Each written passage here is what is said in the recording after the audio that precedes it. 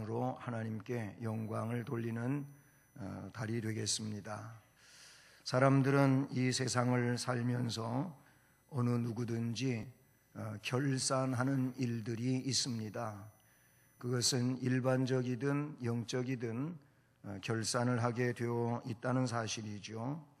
우리 공부하는 학생들은 그 학업을 통하여 학업을 결산하는 이런 일들이 있습니다. 그것이 바로 졸업과 관계되어 있고, 그 졸업 이전에 시험을 통하여서 졸업시험 혹은 입학시험, 이런 것들은 학업의 결산이라고 볼 수가 있는 것이지요. 사업을 하시는 분들은 역시 월말 결산이 있고 연중 결산이 있고 결산을 하게 되는 것이지요. 그렇게 하고 모든 한 해의 일을 마치며 종무식을 갖게 되고 새로운 해를 맞이하면서 시무식을 하는 이런 일들이 사람이 살아가는 일반적 삶 속에는 있게 되는 것이지요. 보통 보면은 1년을 결산의 단위로 하고 있지 않습니까? 물론 한 주간의 그런 결산도 있을 수 있고, 한 달의 결산도 있을 수 있고, 분기별의 결산도 있을 수 있겠지만은 보통 1년을 결산의 단위로 이렇게 살아가고 있습니다. 그런데 여러분, 우리 인생을 살아가는 인간인 우리들도 인생 결산을 해야 하는 그런 상황이 있다는 것을 기억해야 할 줄로 믿습니다. 본문 말씀이 바로 그런 부분을 우리에게 말씀해 주고 있습니다. 종말이라고 하는 것이 있다는 사실이죠. 역사적인 종말도 있고 개인적인 종말도 있습니다. 개인적인 종말은 우리들이 이 세상을 살다가 영과 육이 분리되어 죽음에 이르는 것이 인생 종말입니다. 우리의 종말이라 그러니 각각 개인들에게 이 종말이 있습니다. 그런가 하면 역사적인 종말이 있는데, 이 역사적인 종말은 하나님께서 창조하신 이 세상 그리고 인간에 대하여 재림주로 오시면서 다시 오실 예수님이 그때 역사적인 종말은 맞춰지게 되고, 그리고 새하늘과 새 땅이 영원히 도래하게 된다고 하는 사실을 성경은 우리에게 말씀해 주고 있습니다.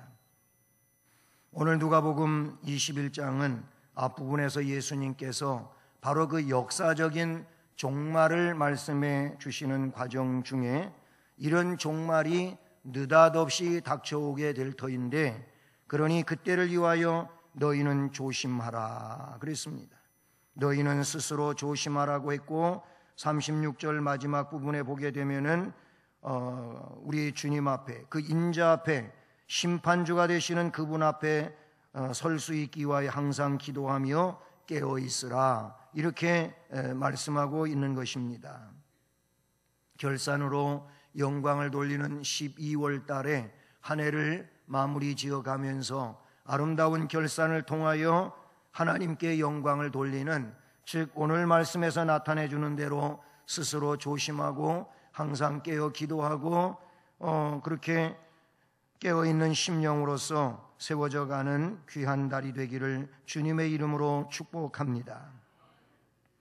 그러니 이 날을 위하여 성실히 준비해가는 믿음의 사람들이 되기를 주님의 이름으로 축복합니다.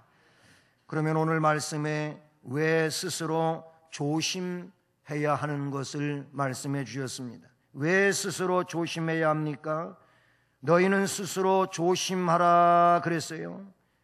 그런가 하면은 그 인자 앞에 서기 위하여 항상 기도하며 깨어 있으라고 말씀을 하셨습니다. 왜 스스로 조심하며 살아야 되는 겁니까? 오늘 말씀 34절에 이어지는 말씀을 보게 되면은 너희는 스스로 조심하라, 그렇지 않으면 방탕함과 술 취함과 생활의 염려로 마음이 둔하여지고 라고 말하고 있습니다. 스스로 조심하지 아니하면은 방탕하게 된다, 술 취하게 된다, 생활에 염려에 빠지게 된다, 그렇게 되어서 마음이 둔하여진다는 겁니다. 여기 마음은 우리가 기독교 신앙 안에서 이야기할 때 영혼이라고 말할 수 있는 것이지요. 영혼이 둔하여진다고 하는 것은 영적으로 감각을 잃어버리는 상황을 말한다는 것입니다. 여러분, 우리가 육체적으로도 둔하여져요. 둔해가지고 감각을 못 느껴요. 감각을 못 느끼게 되면은 여러 가지 어려움이 그에게 이제 나타나게 되는 것입니다. 예를 들어서 발에 감각이 없다, 손에 감각이 없다, 아니면은 또 다른 육체의 어떤 부분에 감각이 없다고 한번 생각해 보세요. 감각이 없으면 아픈 것도 모르지 않습니까? 그러면은 그 감각이 없기 때문에 이 기능이 제대로 이루어지지가 않는다는 것이지요.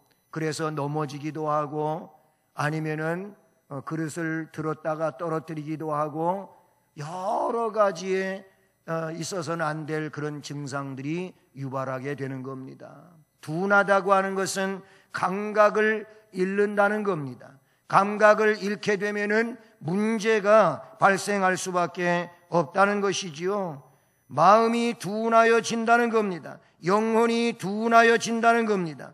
조심하지 아니하면 영적으로 둔탁한 상태가 돼가지고 영적인 감각을 못 느끼는 것. 이게 의로운 것인지, 이게 악한 것인지, 이게 하나님의 뜻인지, 이게 사탄의 역사인지, 이게 분간이 안 되는 게 왜 그러냐면은 그 영혼이 둔하여지기 때문에 그러는 거예요. 영혼이 감각을 잃어버리기 때문에 영적 감각이 없다 보니까 영적으로 느껴야 할 것들을 느끼지 못하는 이런 상황이 된다고 말씀하고 있는 것이지요. 마음이 둔하여지는 거예요.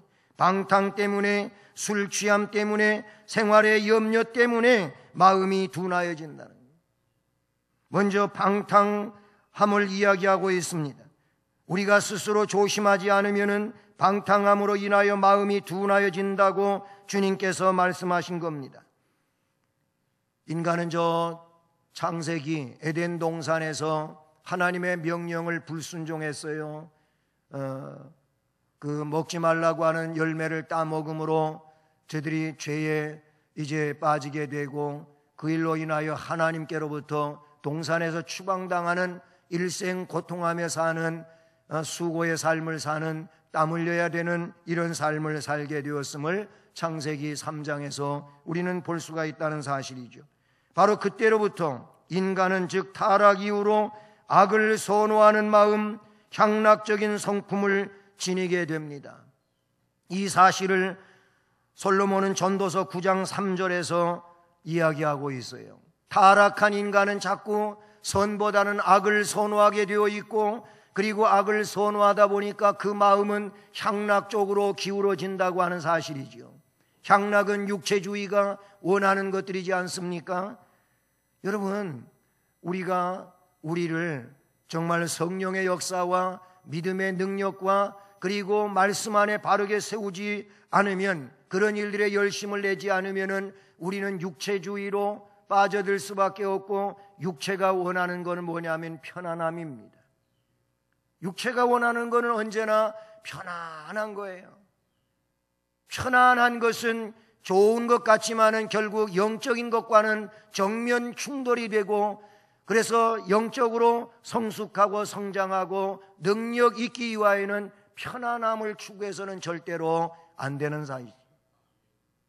기도만 가지고 한번 이야기를 해볼까요?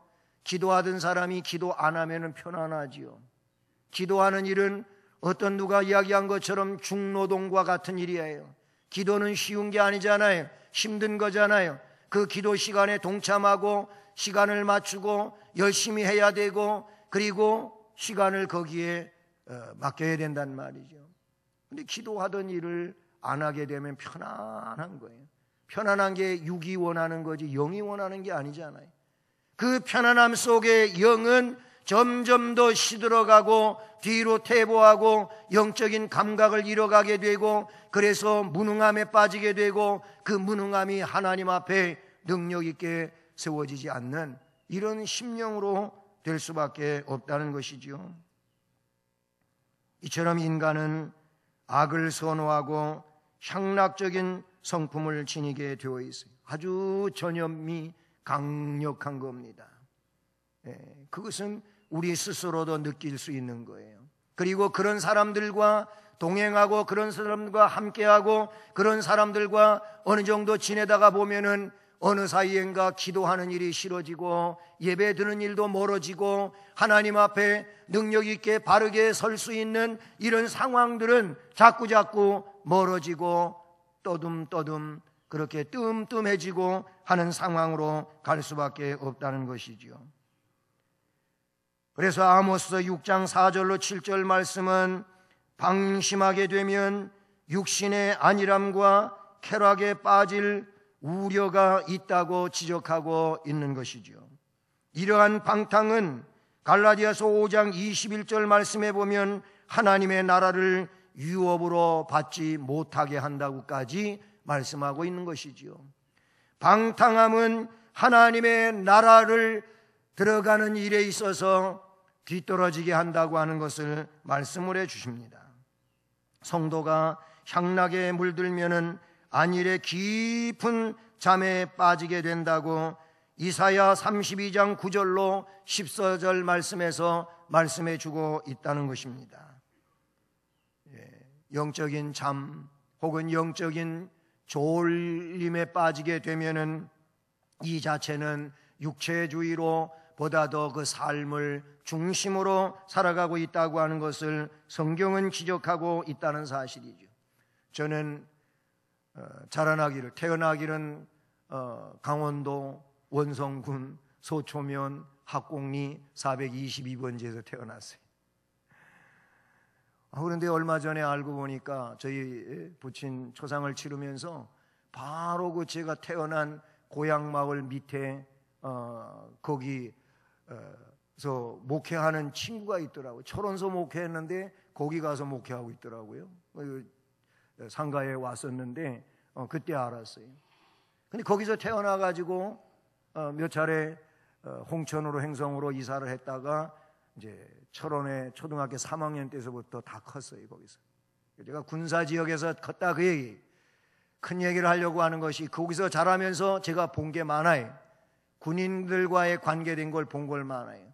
여러분 운전교육 때 교육생이 즉 운전병이 운전을 하면서 끌고 다니는 그 커다란 군용 트럭에 꼭 써 있는 것이 있어요. 뭐가 써 있는지 아세요? 따라서 합니다. 졸면 죽는다. 이게 써 있어요. 운전 교육을 받고 군대에서 그렇게 나온 분들은 제 말을 이해할 거예요. 그 트럭에다가 졸면 죽는다 이거 써놨어요. 그것만이 아니에요. 경계 근무병 헌병대도 가까이 있었고 그리고 영농민으로서 그 영농 지역에 출입증을 가지고 드나들면서 농사를 짓고 가는 곳이 철원입니다. 지금은 그것이 없어졌다 그러더라고요. 그런 저지선이 없어지고 그냥 남북방 한계선까지 갈 수 있는 그런 상황이 됐다 그래요. 근데 그때는 안 그랬어요. 근데 이 경계 근무 수칙에 거기도 역시 졸지 말라는 거예요. 눈 똑바로 뜨고 깨어서 지키라는 거예요. 그렇지 않으면 경계 근무에 실패한 자는 용서가 안 되잖아요. 작전에 실패하는 일이 있어도 경계 근무에 실패하는 일은 군대에서 용서가 안 되는 일로 그렇게 우리가 군 생활을 하고 알지 않습니까? 거기에도 졸면 안 된다. 여러분, 우리는 그리스도의 군사예요. 그리스도의 군사는 영적으로 졸면 안 돼요. 잠자면 안 돼요. 그래서 오늘 말씀에 깨어 있으라고 하는 거예요. 깨어 있어야 되는 줄로 믿습니다. 무슨 밤중에 잠을 자지 말라고 하는 얘기가 아니잖아요. 우리는 영적으로 감각을 잃지 말고 깨어 있는 이런 심령이 되어야 할 줄로 믿습니다. 성도가 향락에 물드는 것은 조는 거예요. 깊이 빠지는 것은 잠자는 거예요. 그렇게 되면은 앞에 지적한 것처럼 하나님의 나라 백성으로서의 자격을 상실하는 이런 일이 된다는 사실이죠. 그래서 바울 사도는 로마서 12장 11절 말씀에서 부지런하여 게으르지 말고 열심을 품고 주를 섬겨라 라고 말씀하신 줄로 믿습니다. 부지런하라 그랬어요. 부지런하라. 게으르면 안 된다. 열심을 품고 주님을 섬기라고 말씀해 주신 줄로 믿습니다. 방탕하면은 말씀에서 지적하고 있는 것처럼 여기 그 영혼이 둔해진다는 거예요. 또 한 가지는 술 취함을 이야기하고 있어요.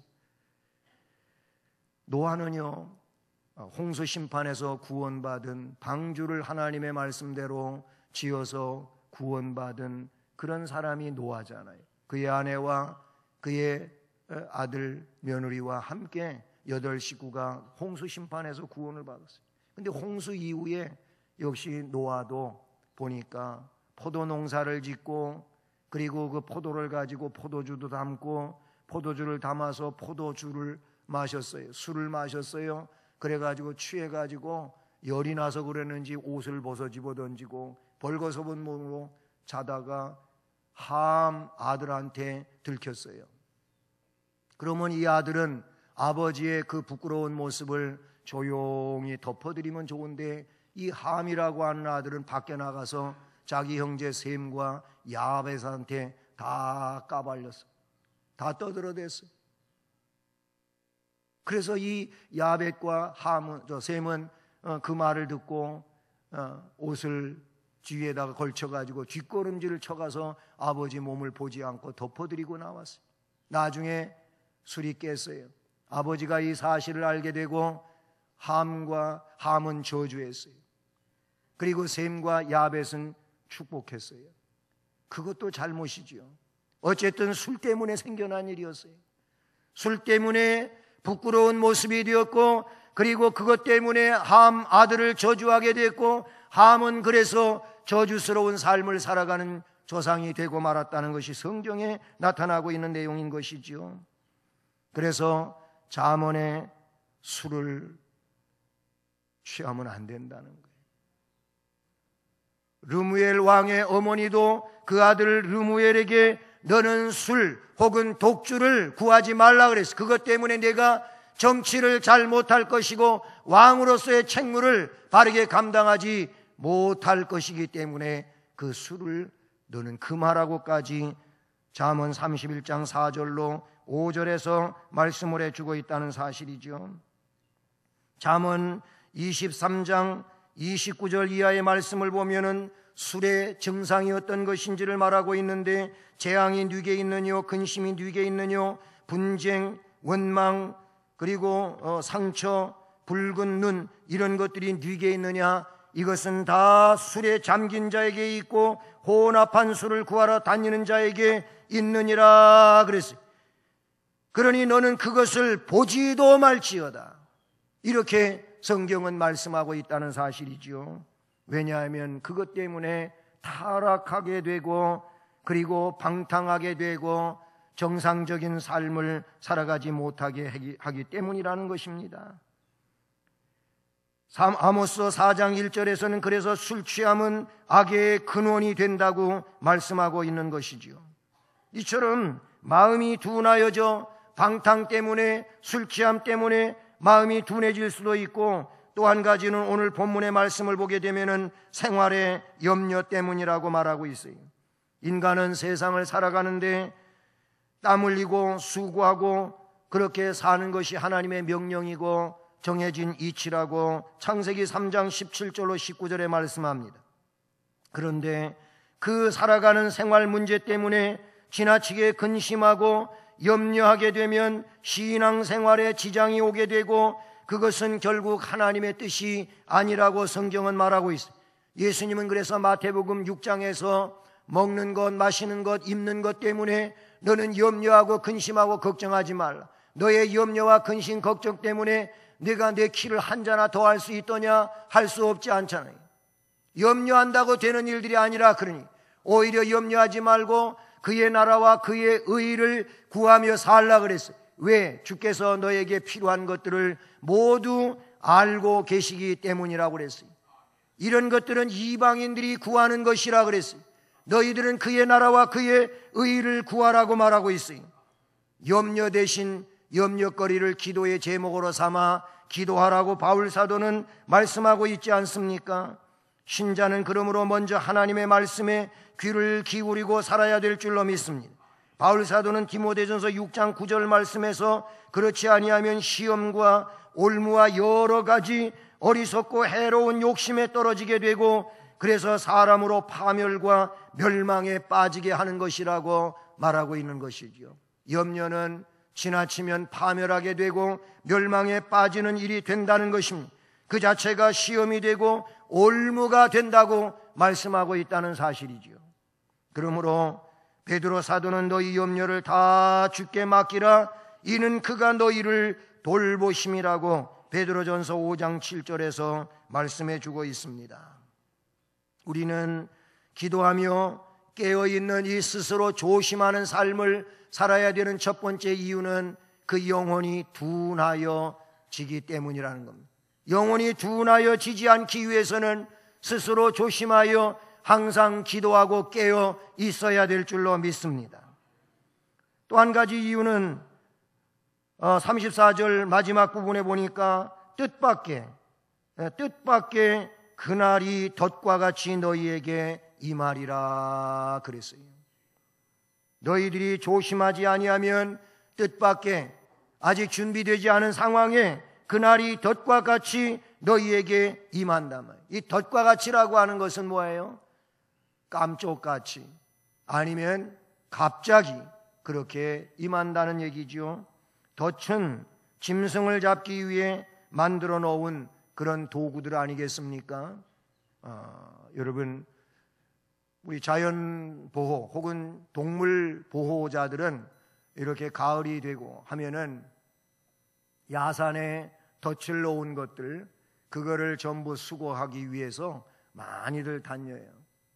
사람들이 짐승을 잡기 위하여 덫과 올무를 갖다 설치해 놓잖아요. 예? 그래서 그 덫에 올무에 걸리기도 하고 덫에 치이기도 하고 야생동물들이 그래요. 그런 걸 우리가 뉴스에서도 보지 않았습니까? 그 짐승이 거기에 올무가 설치되고 덫이 놓인 걸 모르고 가다가 그 올무에 그냥 목이 걸리고 다리가 걸리고 아니면 창하에 치이고 어떤 그 주머니에 갇히기도 하고 이런 거예요. 이게 덫이에요. 이와 마찬가지로요, 우리가 영적으로 둔하여지게 되면은 그날이 덫과 같이 갑작스럽게 오는 것을 몰라요. 여기서 말하는 그날은 주님이 다시 오시는 그날이에요. 그런가 하면 우리 개인적으로 우리에게 있어서 우리 앞에 닥쳐오는 우리 개인적 종말이에요. 이런 것들이 자기가 알게 오는 게 아니라 그런 얘기예요. 내가 그냥 생각한 대로 뭐 그렇게 계획대로 그 일이 되어지는 겁니까? 그래서 사람들이 하는 말이 있어요. 세상에 오는 것은 순서가 있어도 가는 것은 순서가 없다 그래요. 그래서 더 나중 태어나는데도 먼저 가기도 하고 이게 세상사예요. 그러니 우리는 이 날을 스스로 조심하여 기도하면서 깨어있는 삶을 살아야 되는 줄로 믿습니다. 주님은 말씀하셨어요. 마태복음 24장 36절에 그날과 그때는 아무도 모른다. 하늘의 천사들도 아들도 모르고 오직 아버지만 아시느니라. 그러니 너희는 준비하고 있으라, 깨어 있으라, 예비하라 이렇게 말씀해 주신 줄로 믿습니다. 여러분, 준비한 자에게는 덫과 같이 임하지 않는 거예요. 그것이 느껴지게 하시고 그리고 깨달아지게 하시고 그래서 거기에 따르는 준비가 있게 하고 그래서 문제가 되지 않도록 해 주시는 줄로 믿습니다. 오늘 35절을 보면 이날은 온 지구상에 거하는 모든 사람에게 임하는 일이라고 말하고 있습니다. 이 말은 곧 무슨 얘기냐면 어느 사람 한 사람도 이 내용에서 제외가 되지 아니하고 여기에 다 해당이 된다는 거예요. 이미 앞서서 세상에 와서 살다가 죽은 사람이든 지금 현존하고 있는 사람이든 앞으로 이 세상에 올 사람이든 어느 누구든지 이 심판대 앞에 주님 다시 오시는 그날에 거기서 나가서 심판을 받는 거예요. 그래서 책들에 기록된 자들은 멸망으로, 생명책에 기록이 되어 있는 자는 영생으로 나아가게 되는 줄로 믿습니다. 죽어보고 나서 그 다음에 고쳐 살아야 되겠다, 다시 새롭게 살아야 되겠다, 그런다면 얼마나 좋겠어요. 죽고 보니까 알잖아요. 그럼 다시 고칠 수 있는 시간이 있고 기회가 있으면 좋은데, 기회는 이 세상에 살 동안이 기회지 죽은 다음에는 기회가 없습니다. 캐톨릭에서 말하는 것처럼 연옥설, 림보설, 그런 것이 중간설로서 죽은 다음에 중간 지점에 갔다가 후손이 세상에서 이미 앞서간 선조를 위하여 선행을 하면 그 영혼들이 천국으로 아니면 지옥으로 거기에서 다시 분류된다고 하는 교리는 있을 수가 없는 겁니다. 보니까 예수님이 나사로와 부자에 관계하여 말씀하신 것도 그냥 직행이요, 직행. 천국으로 직행이고 지옥으로 직행이에요. 중간이 없어요. 기회가 주어지지 않는다, 그런 얘기가 되는 것이지요. 온 지구상에 거하는 모든 사람에게 임한다고 말씀하셨어요. 많은 국가, 많은 인종의 사람들이 세상에 살고 있고 살았었고 앞으로도 살 것입니다. 하지만 각각 하는 일이 다르고 사는 것도 다르지요. 살아가면서 부딪히는 사건도 다를 수밖에 없지만, 그러나 하나님께서 심판하시는 이 내용 앞에는 누구나 동일하게 서야 된다고 하는 사실인 것입니다. 그래서 요한계시록 1장 7절은 마지막 이날은 어떤 사람들에게나 동일하게 임한다고 말씀하고 있어요. 베드로 전후서 2장 9절 말씀은 그래서 이날은 믿지 않는 자에게는 형벌의 날로 임하지만 하나님의 백성들에게는 기쁨의 날로 오게 될 것이라고 말씀하십니다. 그러니 너희들은 어떻게 해야 되느냐 하는 거예요. 어떻게 해야 합니까? 오늘 36절을 보니까 그러므로 너희는 장차 올 이 모든 일을 등이 피하기 위해서 또 인자 앞에 바르게 서기 위하여 항상 기도하며 깨어 있어라. 아멘. 우리는 기도에 쉼이 있어서는 안 된다고 하는 것입니다. 그러니 이 한 해의 또 마지막 한 달을 맞이한 여러분, 기도합시다. 깨어서 기도합시다. 준비합시다. 깨어있는 자가 되기를 주님의 이름으로 축복합니다. 기도하셔야 되는 거예요. 새벽 기도에 오시면 더욱 좋겠고요. 그렇게 하실 수 없다면 저녁에로 오셔서 기도하세요. 기도하시면 되는 겁니다. 왜 기도 안 하십니까? 깨어있으라고, 그리고 조심하라고 그렇게 주님은 말씀하시는데 말입니다. 예수님 말씀하셨어요. 시험에 들지 않으려면 깨어서 기도하라 그러셨어요. 마태복음 26장 41절 말씀에 기록하고 있는 거예요. 역대상 16장 11절에도 여호와와 그의 능력을 구할지어다, 항상 그의 얼굴을 찾을지어다. 기도는 영적인 호흡이라고 하지 않습니까? 호흡을 중단하면 죽는 거 아니겠습니까? 그러니 기도를 중단한다고 하는 것은 영적으로 호흡을 하지 않는 것이고, 그런 영혼은 죽을 수밖에 없는 상황일 것입니다. 베드로전서 4장 7절 말씀은 만물의 마지막이 가까웠으니 그러므로 너희는 정신을 차리고 근신하여 기도하라고 하십니다. 근신하여 기도하라 하십니다. 깨어서 기도하라고 말씀하시는 줄로 믿습니다. 그러므로 성도의 일상은 기도 생활이라고 볼 수 있는 것이지요. 그리고 우리는 깨어있는 삶을 위하여 말씀을 가까이 해야 될 줄로 믿습니다. 하나님의 말씀은 능력의 말씀입니다. 좌우에 날이 서 있는 어떤 검보다도 예리하여 혼과 영과 골수와 관절을 찔러 쪼개기까지 한다 그랬어요. 저 깊은 속에 있는 것까지도 모두가 다 드러내고 수술하는 것이 하나님의 말씀이라고 말씀해 주시는 것입니다. 마태복음 4장 1절로 11절은 주께서 우리에게 본으로 보여주셨는데 말씀을 통하여 사탄의 유혹을 이길 수 있게 되는 줄로 믿습니다. 디모데후서 3장 15절로 17절 성령으로 기록된 성경에 대하여 말씀을 해주시면서 성경은 우리에게 지혜를 가져다 주는 책이라고 말씀해 주고 있습니다. 우리 실버학교가 겨울방학을 했어요. 겨울방학을 하면서 겨울방학 숙제를 내드렸는데 성경 잠언하고 전도서를 컴퓨터로다가 글씨를 좀 크게 해가지고 그냥 거의 책같이 만들어가지고 여러분들에게 학생들에게 나눠드렸어요. 그리고 그 성경의 말씀을 잠언 31장 전체를 어떻게 글씨에 따라가지고 따라쓰기. 이게 학교 다닐 때 1학년 때나 해본 일일 거예요. 그런데 내가 내 글씨를 가지고 막 쓰면은 더 쉽고 빠르겠지만은 글씨를 따라 쓰라고 하니까 이게 엄청 힘들다고 하더라고요. 그리고 나름대로 또 의미가 깊다고 지난 여름방학 때 경험담을 이야기하신 걸 들어서 또 겨울방학에도 그렇게 했어요. 그럼 한 번 다 쓰고 읽고 하다가 보면은 잠언을 다 읽고 전도서를 다 읽어요. 우리 성도들은 더 많이 하실 수가 있어요. 어른들보다도. 성경을 여러분 가까이 해야 돼요. 말씀을 가까이 하는 것이 깨어있는 신앙이고, 그리고 그것이 항상 주와 함께하는 신앙이 되는 줄로 믿습니다. 그러면서 우리는 성령 하나님과 끊임없는 교제를 이루어 가야 될 줄로 믿습니다.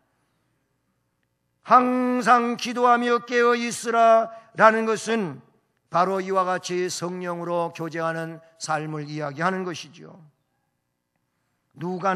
의원 누가는 사도행전을 기록하기도 했지만은 누가복음을 기록한 사람 아닙니까? 근데 예수님에 관하여 기록을 할 때 예수님이 누가복음 3장에 보면 사역을 시작할 때 기도로 시작하셨다고 이야기하고 있어요. 그리고 그의 공생애를 살아가면서 기도로 싸우셨다고 성경에 기록하고 있어요.